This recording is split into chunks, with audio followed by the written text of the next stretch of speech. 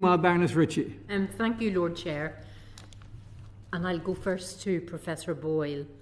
What is your assessment of the government's legal position on the Northern Ireland Protocol Bill as set out on the 13th of June 2022 policy paper? And then I'll come to Professor Elliott. So, Professor Boyle. Well, fundamentally, I can see where they're coming from. They're trying to restore power sharing.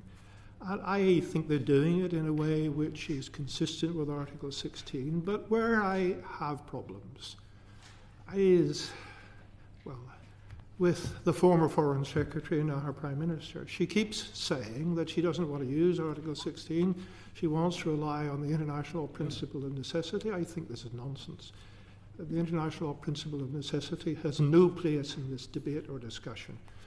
The focus should be on Article 16. I can't understand why she didn't want to rely on it. So if her legal position is to try to avoid Article 16, then I think she's basically sunk.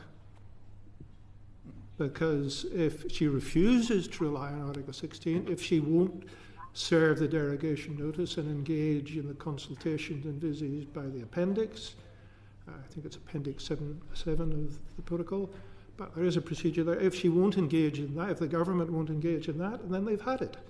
But if they will engage in it, if they will locate their defence in Article 16 and the restoration of power sharing, then I think they have a very strong case indeed. And the European Commission would be lost for decent arguments, in my view.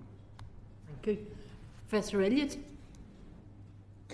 Thank you. So I don't think that the distance between Professor Boyle and I is very great at all, really. In my initial answer, when I said that I thought there was some difficulty with the bill, that was really premised on the government position that Professor Boyle has just outlined, namely that it doesn't propose to rely on Article 16. So if we take that at face value, and if Article 16 is not invoked, then it seems to me quite clear that the protocol will place the UK in breach of its obligations under the withdrawal agreement. If I can just refer to a couple of key provisions of the withdrawal agreement, of which the protocol is, of course, a part. Article 4 of the withdrawal agreement itself specifically requires the UK to give effect in its domestic legal system to relevant parts of the agreement, including the protocol, in the same kind of way as we used to have to give effect to European Union law. And that means effectively allowing relevant provisions of the protocol and other parts of the agreement to have what EU lawyers call direct effect and primacy. And all of that was catered for through the EU Withdrawal Agreement Act 2020, which writes into the Withdrawal Act of 2018 provisions that give that special legal status to the withdrawal agreement, including the protocol.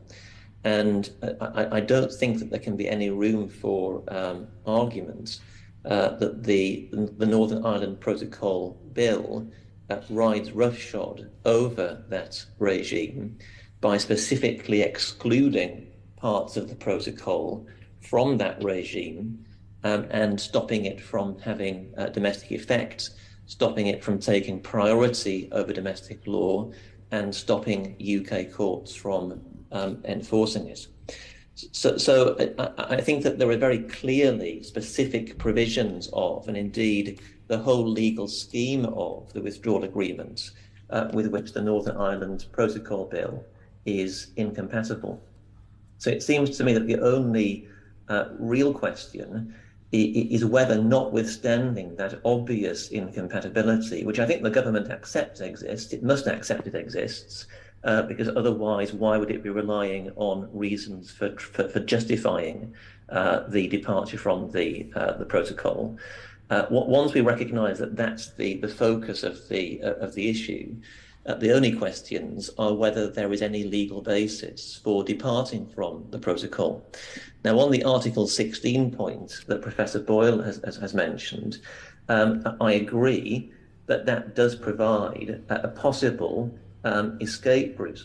But one thing that I would draw particular attention to is that Article 16, unlike the international law doctrine of necessity, doesn't simply lay out certain criteria which, if the UK thinks they're satisfied, allows it to deviate from the protocol. Rather, it lays down a process which is set out in Annex 7 to the protocol that the UK would need to trigger before Article 16 would provide a legal basis for departing from the protocol.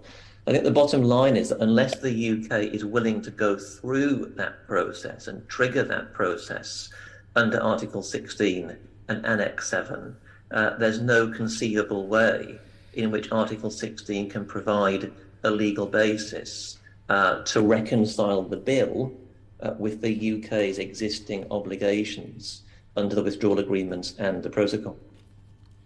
Thank you. And if I may say so, I agree with every word of that. I think we're exactly on the same page.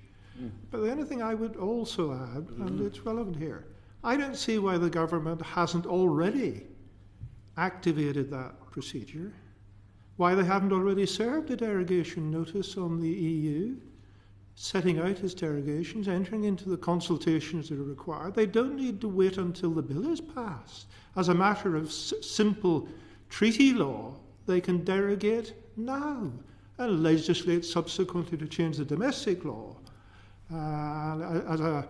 As a public international lawyer, if I were asked, that's what I would advise them to do.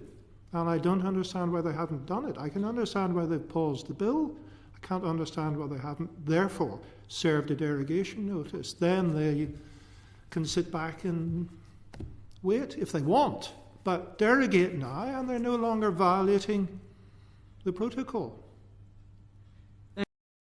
That's fascinating, isn't it?